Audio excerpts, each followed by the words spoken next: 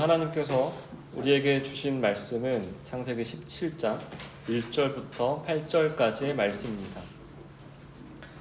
너는 내 앞에서 완전하라 라는 주제 아래 말씀을 함께 나누도록 하겠습니다. 여러분은 하나님 앞에서 완전한 사람이십니까? 하나님 앞에 하나님이 보시기에 완전한 사람이라는 말은 도대체 무슨 말일까요? 완전한 사람, 그것도 누구 앞에서? 하나님 앞에서. 우리의 상식과 이성적 판단으로는 이게 과연 가능한 일인가? 쉽지 않으십니까? 그런데 하나님께서는 믿음의 조상 아브라함뿐만 아니라 하나님을 믿는 모든 자들에게 동일한 명령을 하십니다. 그것은 바로 너는 내 앞에서 완전하라. 우리가 오늘 본문 말씀을 통해서 반드시 알아야 할 것은 도대체 이게 무슨 의미인지, 그리고 이게 도대체 어떻게 가능한 것인지입니다. 오늘 본문 시작이 되는 말씀 창세기 17장 1절 말씀을 함께 읽겠습니다. 아브라함이 99세 때 여호와께서 아브라함에게 나타나서 그에게 이르시되 나는 전능한 하나님이라 너는 내 앞에서 행하여 완전하라. 오늘 말씀은 보시면 어떻게 시작됩니까? 아브라함이 99세 때라 하면서 아브라함의 나이를 먼저 기록합니다.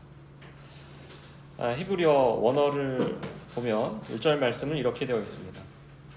그리고 아브라함의 나이 99세 때, 그리고라는 접속사가 들어가 있습니다. 그렇다면 이는 16장 마지막 절, 16절과 긴밀히 연결되어 있다는 말입니다. 16절 말씀의 내용이 무엇입니까? 16절 말씀을 함께 읽어보겠습니다. 창세기 16장 16절입니다. 하갈이 아브라함에게 이스마엘을 낳았을 때 아브라함이 86세였더라. 이 16절 말씀은 아브라함이 이스마엘을 낳았을 때 그의 나이가 86세였음을 기록하고 있습니다. 오늘 본 말씀 17장 1절 말씀은 그로부터 몇 년 흘렀습니까?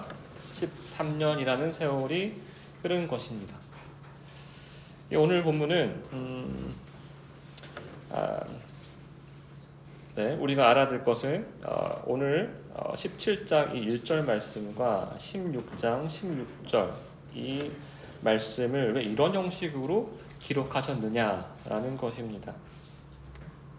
16장은 우리가 지난 2주간 살펴보았듯이 청지기적 역할을 잘 수행하지 못했었던, 그리고 겸손하지 못했었던, 그리고 하나님을 바라보지 못했었던 아브라함의 모습이 잘 나타나 있는 장이 바로 16장이었습니다. 그리고 13년이 지난 뒤에 하나님께서 아브라함 앞에 누구를 계시합니까? 바로 하나님 자신을 계시하십니다. 이스마엘이 태어난 지 13년이라는 세월이 흘렀습니다. 아브라함은 여전히 하나님을 주인으로 섬기지 못하고 있었던 상태였을까요? 아니면 반대로 점진적인 회개의 가정 속에서 자신의 죄를 뉘우치며 하나님을 주인으로 모시게 되는 그런 변화된 삶을 살아가고 있었던 때였을까요? 다시 말해 하나님께서는 아브라함의 믿음이 충분히 성숙해진 지점에 찾아오셨던 것일까요? 아니면 아브라함이 거듭된 연약함 속에서 하나님의 약속보다 현실을 더 신뢰하게 되고 13년 동안 곁에 두고 키운 이 이스마엘을 오히려 하나님의 약속의 성취로 여기며 살아가고 있었을 때 하나님께서 아브라함을 찾아오셨던 것일까요? 답이 궁금하지 않으십니까? 13년 만에 아브라함을 찾으신 하나님. 그 이유가 무엇이었을까요? 그 답을 찾기 위해서 지금까지 아브라함을 찾아오신 굵직굵직한 사건들을 한번 돌아보도록 하겠습니다. 창세기 12장에서는 아브라함은 갈대아인의 우르에서 가나안 땅으로 가라는 하나님의 명령에 순종하지 못하고 하란이라는 중간 정착지에 머물게 되자 그때 하나님께서는 아브라함을 찾아오시며 그에게 복을 주시며 언약을 세우시며 언약의 길로 인도하셨습니다. 그리고 창세기 15장에서는 어떻습니까? 아브라함에게 보기 좋게 당한 뒤에 복수의 칼날을 갈고 있는 고돌라오멜 그리고 소돔왕의 왜곡된 호의를 거절함으로써 언제든 누군가 자신을 칠지 해칠지 모른다는 두려움에 떨고 있는 아브라함에게 하나님께서 친히 찾아오십니다. 그에게 방패와 상급이 되어주시겠다라고 찾아오시고 또한 약속하셨습니다. 이어서 그에게 확신까지 주신 장이 바로 창세기 15장이었습니다. 그리고 오늘 17장에서 아브라함을 하나님께서 다시 찾아오시며 말씀하시는 것입니다. 오늘 하나님의 말씀에 대한 아브라함의 반응은 창세기 17장 18절 말씀에 잘 기록이 되어져 있습니다. 아브라함이 이에 하나님께 아뢰되 이스마엘이나 하나님 앞에 살기를 원하나이다. 이 대목만 보아도 하나님께서 약속하신 말씀, 자신이 처한 현실 속 불가능해 보이는 말씀보다 현실적 선택에 이미 눈이 멀어져 있는 아브라함의 상태가 고스란히 드러나져 있는 것이 바로 창세기 17장 하나님께서 아브라함을 찾아오실 때 아브라함의 상태였습니다. 아브라함에게 나타나신 하나님은 아브라함의 영적 상태나 그의 믿음의 성숙에 기인하지 않았다라는 점입니다. 다시 말해서 하나님께서 아브라함의 믿음을 칭찬하시거나 하나님께 언약을 받은 하란을 떠날 때 아브라함의 나이가 75세라고 기록이 되어져 있는데 75세라 기록된 창세기 12장부터 17장까지 무려 몇 년이 흘렀습니까? 99세에서 75세를 빼면 무려 24년이라는 세월이 흘렀는데 그 24년의 시간을 그 긴 기다림에 대한 보상을 해주시기 위해서 하나님께서 아브라함을 찾아오신 게 아니라는 것입니다. 오히려 하나님께서 아브라함 앞에 나타나신 이유는 하나님께서 작정하신 대로 하나님의 언약을 하나님의 때와 하나님의 방법대로 이행시키고자 하셨을 뿐입니다. 그렇다면 아브라함이 99세 때 하나님께서 그에게 전하고자 하셨던 메시지는 과연 무엇이었겠습니까? 하나님은 어떻게 하나님의 언약을 이행할 계획이셨으며 어떻게 그 언약을 인도하고 계십니까? 1절 하반절을 보시길 바랍니다. 1절 하반절에는 이렇게 기록되어져 있습니다. 나는 전능한 하나님이라. 너는 내 앞에서 행하여 완전하라. 다시 말해서 아브라함아, 나는 전능한 하나님이다. 너는 내 앞에서 행하여 완전할지어다. 라고 말씀하고 계십니다. 이 창세기 17장 1절 말씀은 오늘 전체 본문의 주제를 가장 분명하게 보여주는 핵심 구절 말씀입니다. 이 구절 말씀에서 먼저 하나님께서 아브라함에게 하신 명령을 보겠습니다.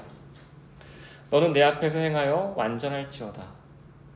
여기서 행하다 이 단어는 히트파엘 동사 형태를 사용하는데 이 히트파엘 형태는 일반적으로 의식적으로 스스로 행하다라는 이 죄기 형태로 쓰입니다. 하지만 오늘 본문에서는 이 죄기 형태의 뉘앙스보다는 지속적인 생활 양식의 강조점이 있습니다. 다시 말해서 단회성으로 하나님 앞에 완전하여라 라고 말씀하신 것이 아니라 계속적으로 영원토록 하나님 앞에 완전하여라 라고 말씀하시는 것입니다. 이는 하나님의 지속적인 관계 속에서 살아가는 삶 전체를 의미합니다.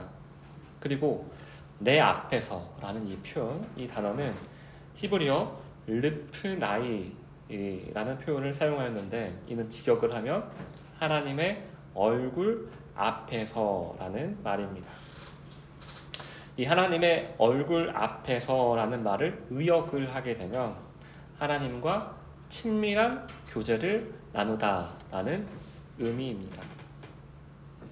다시 말해서 외형적인 행동뿐만 아니라 마음까지 감찰하시는 하나님과의 이 교제를 통하여서 모든 삶 가운데 완전하여라 라고 하나님께서 아브라함에게 지금 명하고 계시는 것입니다.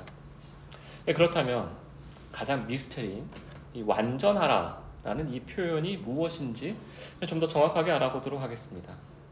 어떻게 보면 1절뿐만 아니라 오늘 전체 본문에서 가장 중요한 단어가 바로 이 완전한 이라는 뜻의 히브리어 타밈입니다. 이 히브리어 타밈은 기본적으로 내면과 외면이 일치하는 상태를 말하는 것이 바로 히브리어 타밈입니다.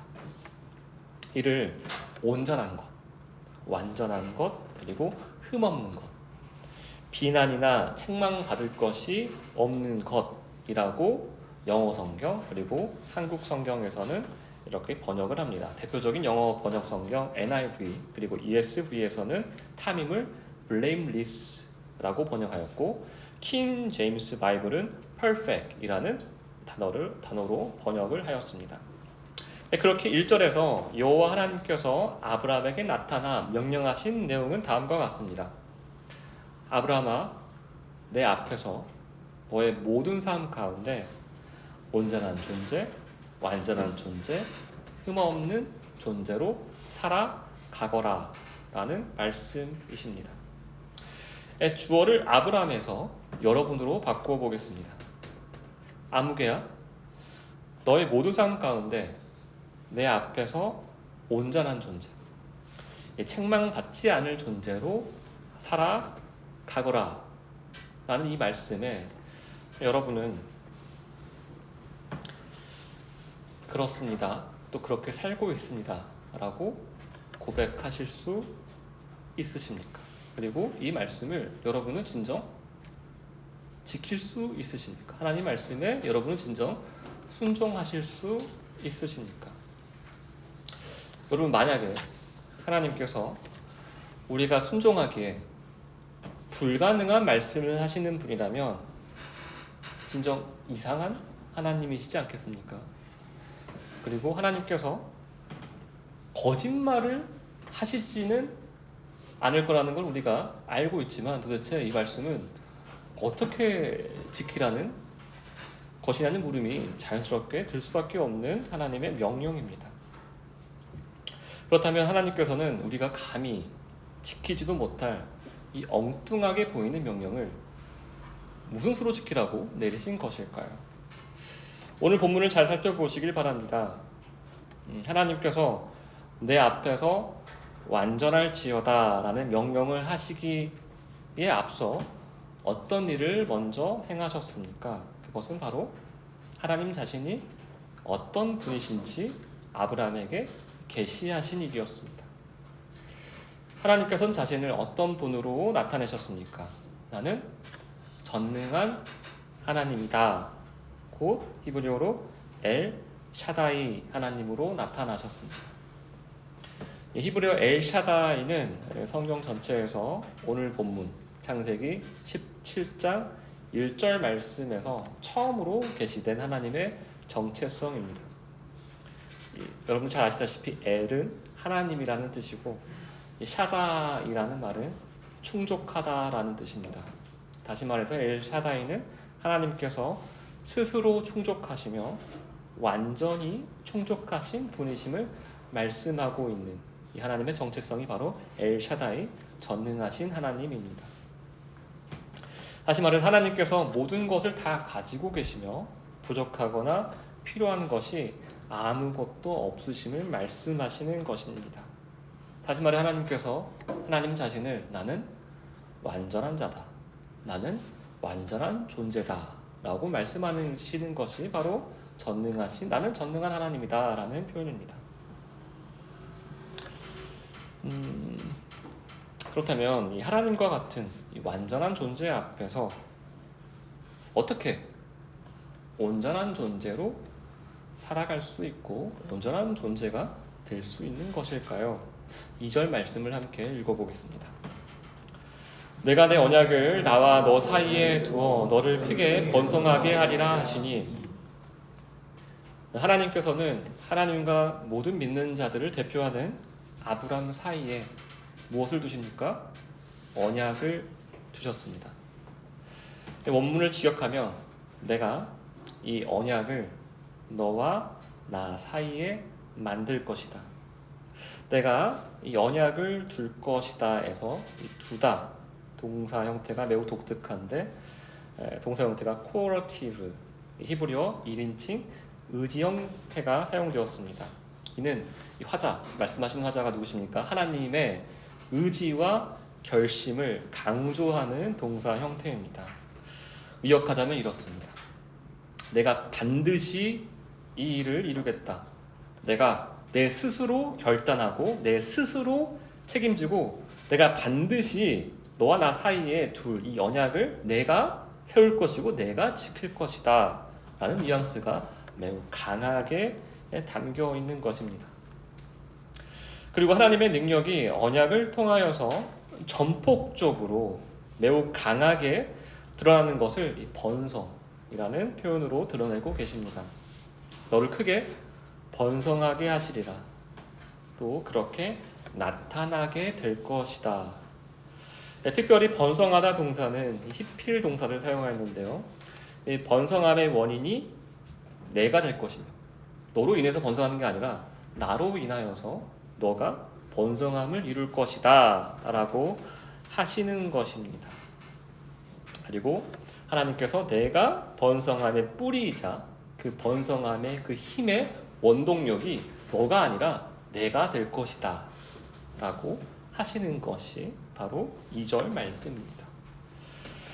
다시 말해서 아브람, 너는 나에게 접붙임되어서 내 풍성한 생명의 열매를 넘치도록 맺게 될 것이다. 누구의 힘으로? 너의 힘이 아니라 나의 힘으로.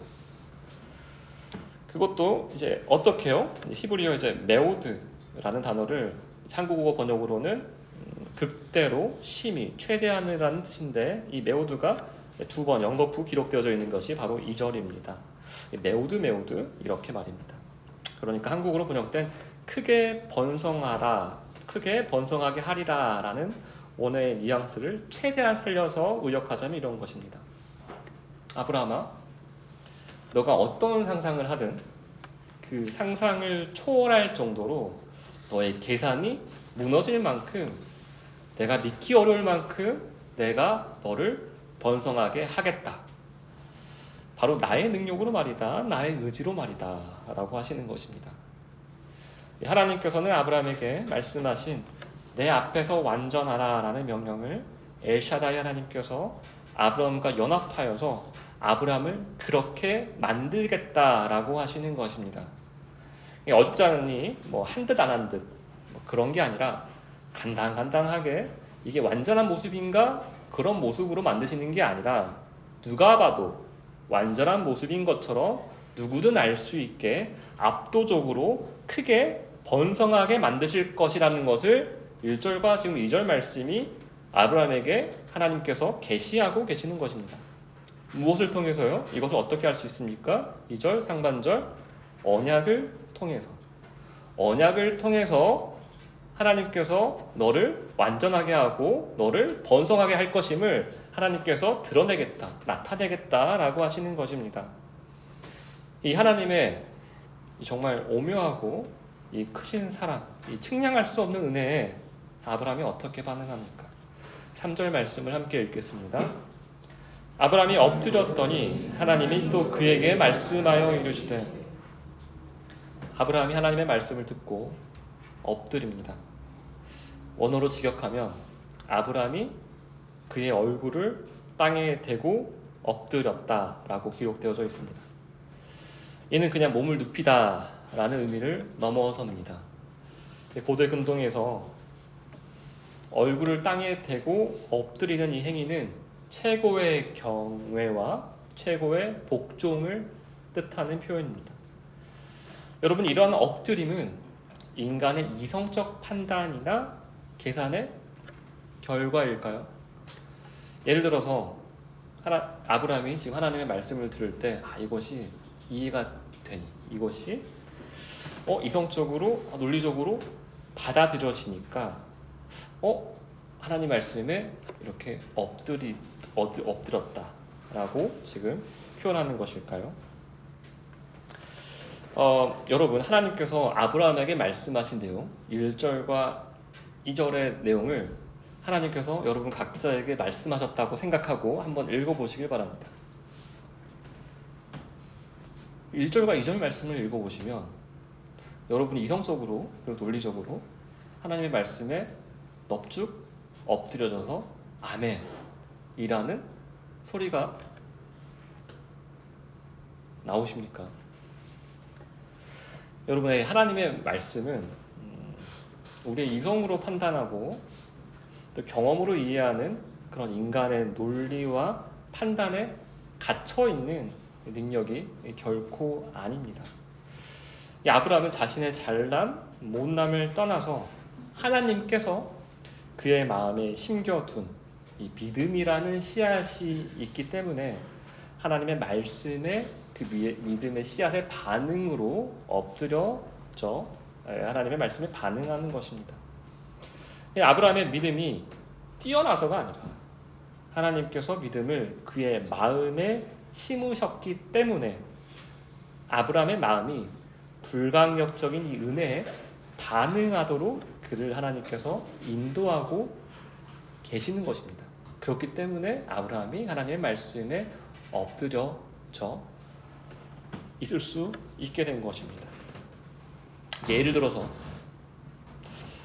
캄캄한 밤에, 여러분, 캄캄한 밤을 생각을 해보십시오. 누군가가 강한 불빛의 손전등을 여러분 눈앞에 이렇게 딱 들이대시면 여러분은 어떻게 반응할 것 같습니까? 자연스럽게 막지 않겠습니까? 눈을 보호하지 않겠습니까? 저만 그런 게 아니겠죠? 깜깜한 밤에서 누군가가 굉장히 강한 빛을 여러분 눈앞에 들이대면 이성적으로 이 정도의 빛이 계산을 해봤을 때 내 눈앞에 몇 초간 머무르게 되면 내 시야가 상실될 것 같으니까 막아야겠다라는 그런 판단 때문에 막는 게 아니라 자연스럽게 살아있는 눈을 가지고 있으면 자연스러운 반응이 바로 지금 아브라함의 엎드려짐이라는 것입니다. 좀 이해가 되십니까?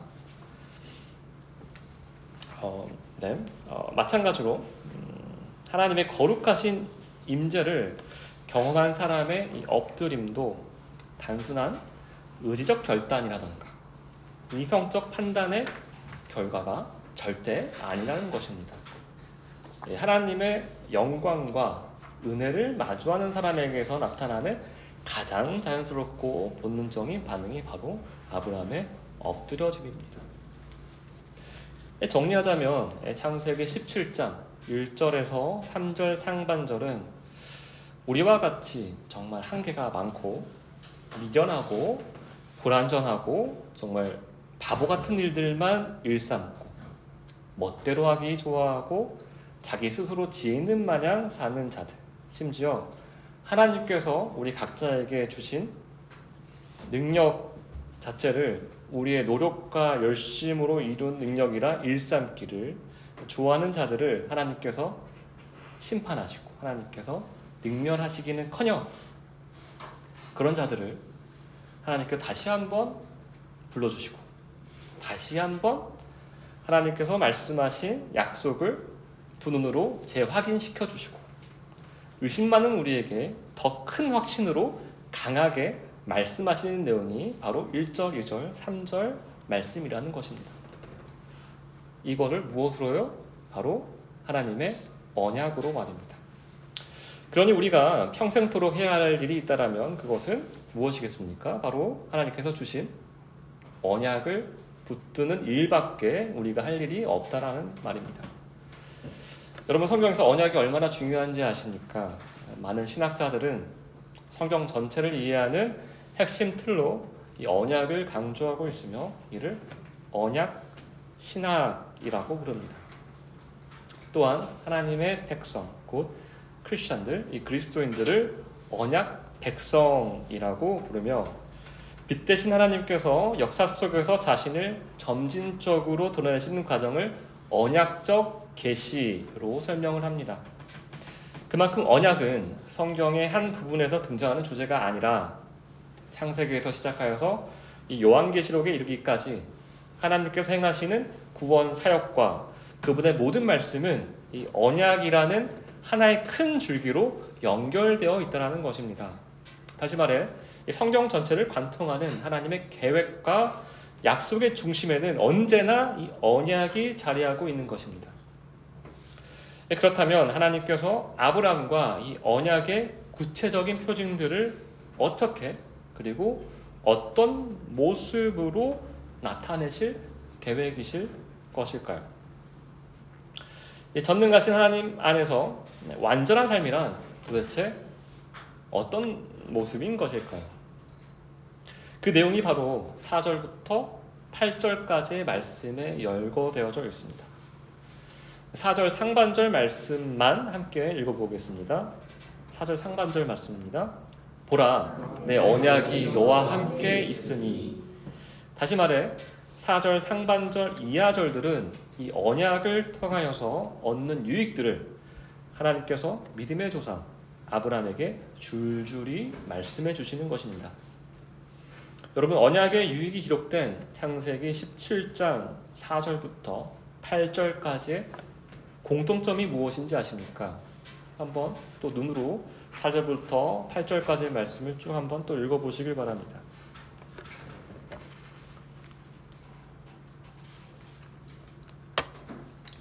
그 절마다 어미들의 좀 중점적으로 한번 보시길 바랍니다. 그 어미들을 보시면 본문에는 될지라, 하리니, 나오리라, 주리라, 되리라 와 같은 하나님의 미래적 선언이 계속해서 반복이 됩니다. 다시 말해서 하나님께서 이거 내가 하겠다, 내가 하겠다, 내가 하겠다 하시는 것입니다. 영어 성경으로는 I will 이라는 표현이 무려 7번 반복이 됩니다. 하나님께서 하시겠다고 내가 언약을 맺음으로 내가 너희를 섬길 것이라, 내가 너희를 위하여 일할 것이다, 내가 너희를 위하여 행할 것이다. 극적으로 최대치로 소리 높여서 확언하시며 힘을 주시는 것입니다. 그것이 바로 오늘 본문 4절에서 8절까지의 하나님의 7가지 선언입니다. 그저 너는 누려라. 너가 하는 일은 나 하나님이 너의 삶을 통하여서 행하는 나의 일들을 너의 두 눈으로 목도하는 것이다. 그리고 내가 너와 함께 한다는 사실을 만방의 사람들에게 선명히 나타내는 것이다. 이제 내가 너를 통해 행할 일들을 7가지의 선언의 내용을 통하여서 구체적으로 알려주겠다라고 하시는 것입니다. 7개의 선언 중 으뜸이 되는 첫 번째 선언의 내용이 무엇입니까? 4절 말씀 함께 읽어보겠습니다. 보라, 내 언약이 너와 함께 있으니 너는 여러 민족의 아버지가 될지라.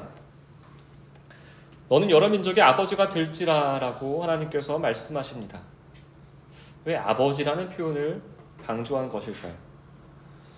아버지는 생물학적으로 자녀들을 보호하고 지킬 의무와 책임을 가진 존재이기도 하지만 아버지, 히브리어 아브는 가정의 대표자일 뿐만 아니라 한 공동체의 머리가 되고 근원을 나타내는 역할을 하는 단어가 바로 히브리어 아브입니다. 다시 말해 이는 단순히 자녀가 많이 생길 것이다 라는 의미가 아닙니다. 하나님께서 아브라함을 통하여서 열방의 복을 흘러보내시겠다라는 구속 역사의 큰 계획을 선언하시는 말씀입니다. 그런 의미에서 열방으로 복이 흘러가는 이 하나님 구속 역사의 시작점, 출발점이라기보다는 오히려 하나님의 구원 계획이 어떤 방식으로 이루어지는지를 보여주는 대표자, 표본 또는 모델이라 할 수가 있습니다. 이로써 아브라함이 잘나서 믿음의 조상이 되는 게 아니라 하나님께서 여러 민족의 아버지, 즉 모든 민족의 믿음의 조상이 인간적으로는 절대 될 수가 없는 자를 택하시어 하나님께서 되게 하실 것이라는 선언인 것입니다. 믿음이 무엇인지, 믿음을 주신 하나님의 은혜가 무엇인지, 이 언약을 통한 유익이 무엇인지, 믿음의 사람은 삶이 어떻게 변화가 되는지, 하나님께서 믿음의 사람들을 어떻게 인도하시는지, 아브라함을 통하여서, 그리고 아브라함뿐만 아니라 모든 믿는 자를 통하여서 만방에 나타내시겠다라는 것입니다. 여러분, 이 언약의 말씀, 하나님께서 아브라함을 아버지로 만들겠다, 여러 민족의 아버지로 만들겠다라는 이 언약의 말씀이 성취가 되었습니까? 성취가 아직도 되지가 않았습니까? 우리는 아브라함을 어떻게 부릅니까? 믿음의 조상이라고 부릅니다. 그 말은 아브라함의 모든 삶을 통하여서 믿음의 사람은 이런 식으로 하나님께서 인도함을 받는 거구나, 그를 통하여서 아브라함의 잘남, 아브라함의 성숙을 보는 게 아니라 이런 자를 하나님께서 이렇게 인도하시구나 라는 어떤 샘플이 저에게 되지 않았습니까? 그렇다면 동일한 약속을 받은 우리들, 하나님을 믿는 우리들은 어떻습니까? 여러분의 삶을 보셨을 때 주변 사람들에게 참된 믿음을 가진 사람은 이렇게 사는 거구나, 이렇게 사라지는 거구나. 예를 들어서 폭풍우를 만나 길을 잃은 배들에게 하나님께서 인도하신 우리 각자의 자리에서 등대의 역할을 하는 것이 바로 아브라함뿐만 아니라 모든 믿는 자들에게 주신, 또 그들을 인도하시는 하나님의 은혜임을 우리는 이 첫 번째 선언에서 잊지 말아야 할 것입니다. 왜냐하면 그것은 우리가 하는 것이 아니라 믿는 자를 통하여서 하나님께서 행하시는 일들이기 때문입니다. 이 첫 번째 선언에 이어서 두 번째 선언이 기록된 5절 말씀을 함께 읽겠습니다. 이제 후로는 내 이름을 아브람이라 하지 아니하고 아브라함이라 하리니 이는 내가 너를 여러 민족의 아버지가 되게 함이니라. 두 번째 선언은 이름을 바꾸시는 선언입니다. 하나님께서는 아브라함의 이름을 아브라함으로 바꾸십니다. 우리가 너무나 익숙하게 알고 있는 그 이름, 아브라함이 바로 이때 창세기 17장 5절 말씀을 통하여서 주어집니다. 이 아브라함의 뜻은 열국의 아버지라는 뜻입니다. 아브람, 바뀌기 전 이름 아브람, 곧 존귀한 아버지에서 아브라함, 열국의 아버지로 하나님께서 그 이름을 바꾸시겠다라고 하십니다. 이는 한 가정의 존귀한 아버지로부터 열국의 아버지로 바꾸신다는 말인데, 다시 말해서 사람이 행할 수 있는 최선의 위치와 역할에서 하나님만이 행하실 수 있고 만드실 수 있는 위치와 역할로 새롭게 태어나게 하시겠다라고 하나님께서 확증하시는 것입니다. 그런데 여러분, 이 하나님께서 굳이 이름을 바꾸시는 이유가 무엇일까요? 이는 고대 근동 사회에서 이름이 한 사람의 정체성 그리고 사명과 직결된 문제였기 때문입니다. 다시 말해서 하나님께서는 아브라함의 이름을 아브라함으로 바꾸심으로 새로운 사명으로 너의 인생을 내가 새롭게 인도할 것이라는 이 선언을 말씀하시는 것입니다. 여러분은 하나님을 믿은 뒤 이 아브라함과 같이 이름이 바뀌신 경험을 하셨습니까? 여러분, 우리의 계명이 우리의 이름이 계명되어지지는 않았지만 우리에게는 새로 부여받은 공통된 이름이 있습니다. 그것이 무엇입니까? 바로 크리스찬 그리스도인이라는 아름다운 이름입니다. 이 오늘날 그리스도인은 하나님의 언약, 즉 예수 그리스도를 통하여서 하나님의 몸된 자가 됨으로써 새로운 사명을 가지고 새로운 몸을 입고 새로운 정체성, 새로운 마음을 가지고 사는 존재들을 말합니다. 그렇게 그리스도인의 삶은 이 체크리스트를 채워가면서 아등바등되며 사는 것이 아닌 것입니다. 예를 들어서 많은 이들이 하는 것 중에 하나가 올해는 매일매일 1시간씩 성경을 종독하면서 올해는 반드시 1독 내지 2독을 꼭 해야지. 올해는 내가 힘이 닿는 데까지 이웃을 돕고 살아야지. 어려운 이웃을 올해는 최대한 외면하지 않고 한번 살아봐야지. 다짐하고 결심하며 스스로를 끌고 가는 삶이 아닙니다. 무엇을 이루어가며 하나님께 하나님 저 잘했죠. 인정을 갈구하는 삶은 더더욱 아닙니다. 이 크리스찬, 이 그리스도인이라 부르는 이 새로운 정체성을 부여받은 자들은 이 새 이름을 받은 자, 이 옛 이름대로 옛 삶을 절대 살 수 없는 자, 하나님께서 매일매일 부어주시는 그 새로운 마음에 기대어서 자신이 생각해도 어떻게 내가 이런 말을 할 수가 있고 내가 어떻게 이런 행동을 할 수가 있고 나는 이성적으로 이해가 안 되고 난 논리적으로 절대 이해가 안 되지만 어떻게 내가 이런 삶을 살아갈 수가 있는 거지? 그 삶을 볼 때 자기 자신도 깜짝 놀라는 삶이 바로 하나님께 새 마음을 받아서 새로운 사명대로 인도함 받는 삶이 바로 크리스천, 이 그리스도인이라는 것입니다. 이제 두 번째 선언에 이어서 세 번째 선언을 함께 살펴보겠습니다. 6절 말씀입니다.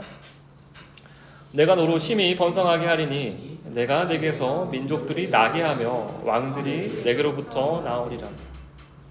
세 번째 선언은 무엇입니까? 번성하게 할 것이다 라는 말입니다. 그것도 심히 셀 수 없을 만큼 말입니다. 이는 넘치는 생명력을 말씀하시는 것입니다. 어디에서 말입니까? 어디에서 생명력이 넘치고 셀 수 없이 많은 열매가 맺게 하겠다라고 하시는 것입니까? 너에게서, 아브람 너에게서, 나를 믿는 너희 죄인들에게서 말입니다. 다시 말해서 죽었다라고 생명력이 하나도 없다라고 생각되는 곳에서 생명이 흘러넘쳐서 생명으로 온 땅을 뒤엎을 것이다라고 하나님께서 말씀하시고 선언하시는 것입니다. 이는 나 자신만 생명 안에 살게 할 뿐만 아니라 생명을 전하는 통로의 역할을 톡톡히 하게 할 것이다라고 하나님께서 확언하시는 것입니다.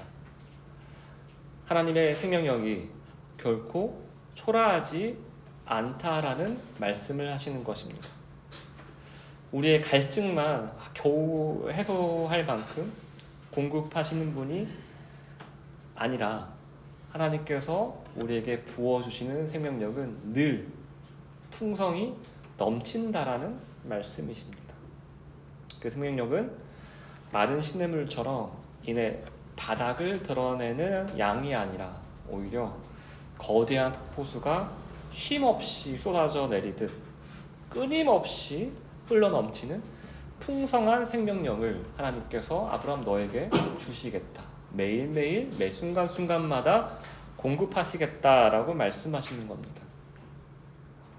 우리가 예를 들어서 그 생명력을 주어야 할 사람들은 굉장히 많은데 우리가 가진 생명이 너무 적어서 누구를 우선적으로 주어야 할지 그런 고민을 하지 않게 만들겠다라고 하나님께서 말씀하시는 것입니다. 여러분, 우리에게 가진 그 풍성함, 그것이 무엇입니까? 그것은 바로 생명의 말씀, 생명의 말씀이 무엇이죠? 바로 복음을 말하는 것입니다.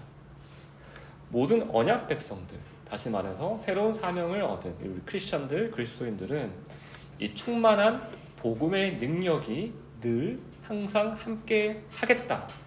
그 능력을 너희에게 항상 주겠다라고 하나님께서 말씀하시는 것입니다.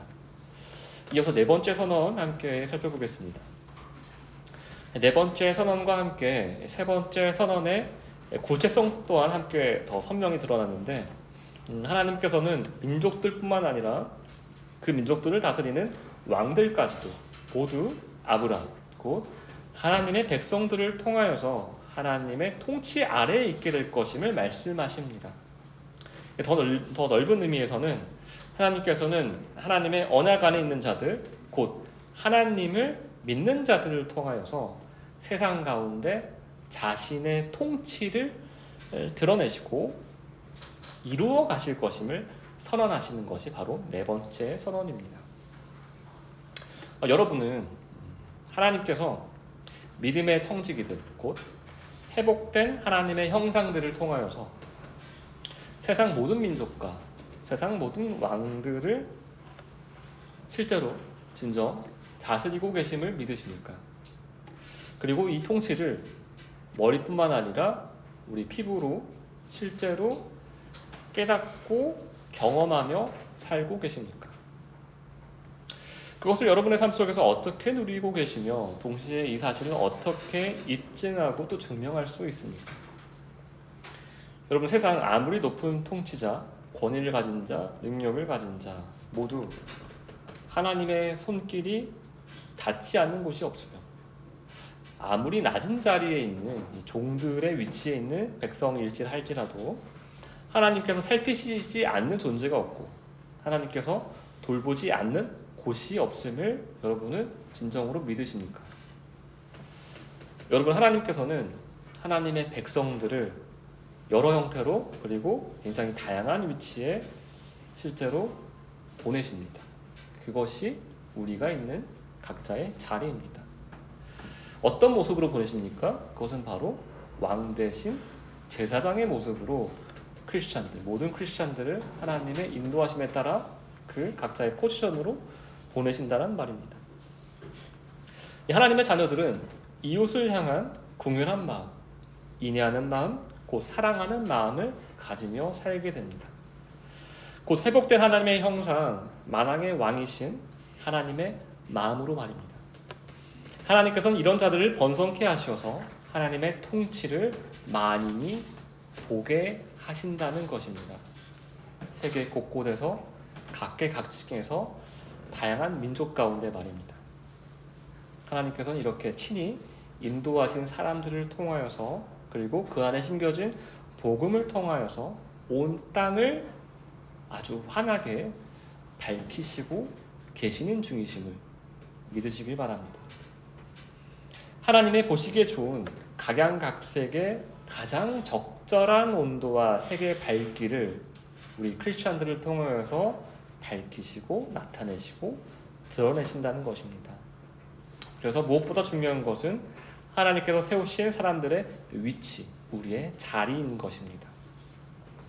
이 사람을 촛불로 비유를 하자면 촛불 하나는 너무도 미약해 보이지만 칠흑 같은 어둠 속에서는 작은 촛불이 지구에서 태양과 같은 역할을 합니다. 여러분, 이 믿음이 있다라고 한다면 하나님께서 맡겨주신 나의 역할에 참으로 집중할 수가 있을 것입니다. 또 다른 이들은 하나님께서 그 자리에 맞게 하나님의 지혜와 방법대로 충만한 생명력으로 주관하심을 믿을 수 있게 되는 것입니다. 계속해서 다섯 번째 선언 말씀 함께 살펴보겠습니다. 7절 말씀입니다. 함께 읽겠습니다. 내가 내 언약을 나와 너 및 내 대대 후손에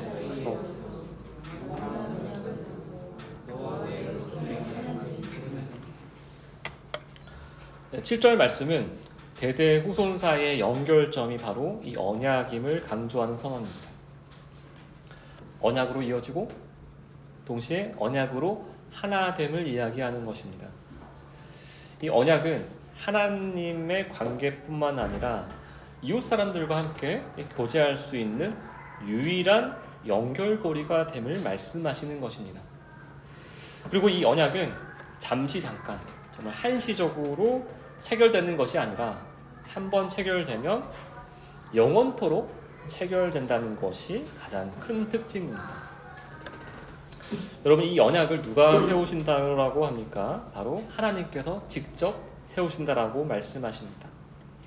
이는 하나님의 백성이 육적인 혈통으로 이루어진다는 것이 아니라 하나님 안에서 하나님의 의지와 하나님의 능력으로 언약 백성의 계보가 이어진다는 것임을 말씀하고 계시는 것입니다. 다시 말해 믿음의 후손은 하나님을 믿는 부모에게서 난 혈육이 아니라 하나님께서 창세전에 택하신 자녀들을 말하는 것입니다. 그리고 5번째 선언의 가장 중요한 특징 가운데 하나는 대대손손 이 언약의 후손은 동일한 연속성을 가진다라는 말입니다. 믿음의 사람들이 하나님의 복을 넘치도록 흘러보내고 하나님의 뜻을 계시하는 일들이 모든 세대에 걸쳐서 동일하게 일어난다는 것입니다. 정리하자면 이렇습니다. 4번째 선언이 모든 공간을 구석구석 다루시는 빛의 개념을 약속한 것이라면 이 5번째 선언은 모든 시간을 빠짐없이 모든 세대를 통하여서 변하지 않는 동일한 복음의 내용을 언약을 통해 비치시리라라고 하나님께서 약속하시는 것입니다. 하지만 하나님께서 신실하시다는 이 말은 이뿐만 아니라 모든 세대의 유일한 소망이 된다는 사실이 매우 중요합니다. 이게 무슨 말이냐면 이 언약을 맺으시는 주체가 하나님이시며 언약을 모든 세대에 걸쳐서 신실하게 지키시는 분이 하나님이시라는 사실입니다. 다시 말해서 우리가 실패하고 우리가 넘어지고 우리가 실수함에도 불구하고 동일하게 우리를 끝까지 신실하게 붙들어 주신다는 사실입니다. 그렇게 우리 안에는 소망을 둘 것이 없지만 우리는 우리의 연약함과 상관없이 우리를 신실하게 붙드시는 하나님의 이 언약 덕분에 어떤 순간에도 어떤 시간에도 어떤 공간에도 소망을 가질 수가 있고 그 소망을 자녀들에게 그리고 이웃들에게 담대히 소개할 수 있고 담대히 전할 수 있게 되는 것입니다. 왜냐하면 이것이 유일한 소망이 되기 때문입니다. 계속해서 6번째 선언을 살펴보겠습니다. 오늘 본문 마지막 절 8절 말씀입니다. 함께 읽겠습니다. 내가 너와 내 후손에게 내가 거류하는 이 땅, 곧 가나안 온 땅을 주어 영원한 기업이 되게 하고 나는 그들의 하나님이 되리라. 이 엘샤다이, 전능한 하나님의 6번째 선언은 땅에 대한 약속입니다. 이는 단순히 땅을 내가 너희에게 주겠다라는 말씀이 아니라 하나님께서 주신 약속의 땅에 있을 때 하나님께서 질서 있게 다스리시는 그 주권적 역사를 매 순간 경험하게 하겠다라는 약속의 말씀인 것입니다. 우리 각자가 발딛고 있는 이 땅 위에서 하나님의 풍성한 사랑을 느끼게 하실 것이라는 말씀입니다. 우리는 하나님이 인도하신 하나님의 나라, 약속의 땅에서 살 때 하나님께서 기뻐하시는 일은 무엇일까? 이것일까? 저것일까? 무엇이 하나님의 뜻일까? 이렇게 고민하면서 예를 쓰는 사람들이 정말 많습니다. 하지만 하나님의 사랑을 가득 누리는 자는 그런 고민을 하는 것이 아니라 하나님께서 부어주신 마음에 이끌려서 그 마음대로 자연스럽게 사는 것을 말합니다. 그러니 그 삶 속에서는 억지라는 개념이 있을 수가 없고 의도적이고 계획적이고 보상 심리에서 기인한 행동이 있을 수가 없다라는 것입니다. 그저 하나님에 의해 내가 움직여지고 내가 보는 온 만물이 하나님의 손길에 움직여지는 것을 볼 수 있는 것입니다. 여러분, 하나님의 사람이 하나님을 바라보는 삶을 살아갈 수밖에 없는 이유를 여러분은 진정 아십니까?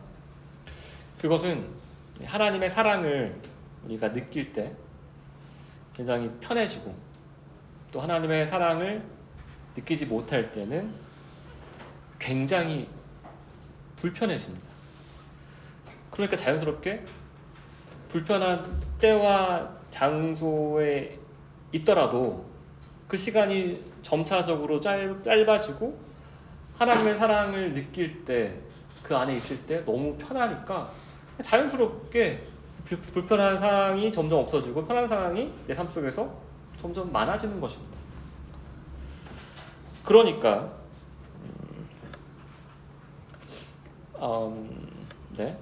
언약 안에 있는 사람들, 하나님의 사랑을 깨닫는 자들은 이 땅 위에서 겸손한 자로 살아갈 수밖에 없는 것입니다. 겸손한 자라는 것은 하나님을 바라볼 수밖에 없는 자, 이 세상의 권력에, 세상에 의지하지 않는 자. 그래서 성경은 항상 크리스천들, 하나님의 사랑을 경험하는 자들, 그 사랑을 깨닫는 자들을 뭐라고 부릅니까? 바로 나그네, 거류하는 자라고 부릅니다. 그래서 크리스천들은 이 땅 위에서 거류하는 자로 살아갈 수밖에 없는 것입니다. 왜냐하면 하나님께서 약속하신 하나님의 완전한 교제 안에서 영원한 기업을 받아 누리는 삶이 하나님의 언약 백성들에게는 그것이 유일한 편안함이고, 그것이 유일한 감사함이고, 그것이 유일한 기쁨이 되기 때문입니다. 이제 마지막으로 7번째 선언을 살펴보겠습니다. 7번째 선언은 8절 하반절에 기록되어져 있습니다. 하나님께서 언약으로 맺어진 모든 존재들의 하나님이 되실 것이라는 선언입니다. 이게 무슨 말입니까? 하나님께서 우리의 하나님이 되어주시겠다라는 말입니다.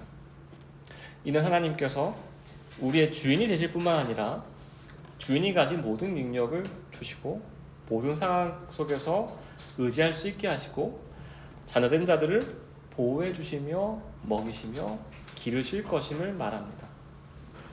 사실 첫 번째 선언부터 6번째 선언을 모두 함축한, 모두 압축한 선언이 바로 7번째 선언이라고 할 수가 있습니다.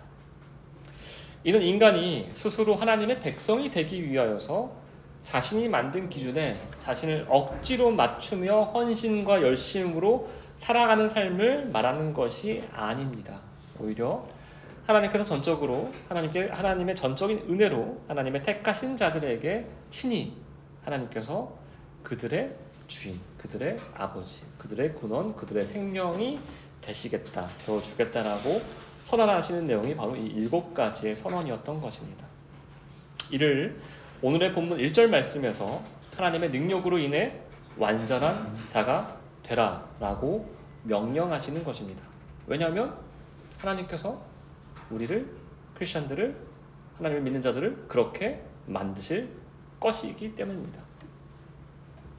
다시 말해서 우리를 완전하게 하시겠다는 하나님의 말씀은 죄된 냄새가 얼룩진, 정말 찐이 배인 우리를 하나님의 은혜로 흔적도 없이 완전히 덮어버리겠다라는 하나님의 약속의 말씀인 것입니다. 그럼에도 불구하고 하나님이 내가 너를 이끌겠다. 그럼에도 불구하고 내가 너를 사랑할 것이다. 그럼에도 불구하고 내가 너를 계속해서 먹일 것이다. 그럼에도 불구하고 내가 너를 일으켜 세울 것이다. 그럼에도 불구하고 내가 너를 계속해서 끝까지 영원토록 보호할 것이다. 그럼에도 불구하고 내가 너를 구원하겠다라고 말씀하시는 것입니다. 다시 말씀드리지만 하나님께서는 우리에게 불가능한 명령을 명하시는 이상한 분이 아닙니다. 그럼 어떤 분이십니까? 불가능한 명령을 하나님 자신이 우리 삶 속에서 이루실 것임을 보이시는 놀라운 역사를 펼치시겠다라는 그런 은혜의 하나님이신 것입니다. 이 완벽한 삶, 탁월한 삶을 사는 게 하나님 앞에 완전한 삶이 아니라 하나님의 은혜를 볼 수 있는 눈이 있고 하나님의 은혜에 이끌리는 마음을 갖게 되는 삶을 완전한 삶이라고 하나님께서 말씀하시고 그 삶으로 반드시 너희를 우리를 이끌겠다라고 말씀하시는 것입니다. 우리는 이를 믿음이라고 말하고 우리는 이를 소망이라 하고 우리는 이를 사랑이라고 합니다. 여러분, 하나님을 위해 무엇을 내 뜻대로 내 계획대로 내 생각대로 무엇을 하려고 하지 마시고 몸에 힘을 빼시고 하나님의 손길에 온전히 맡기심으로 하나님의 놀라운 은혜를 우리가 먼저 누리고 그 은혜를 우리 이웃들이 모두 선명히 볼 수 있기를 간절히 소망합니다. 기도하겠습니다.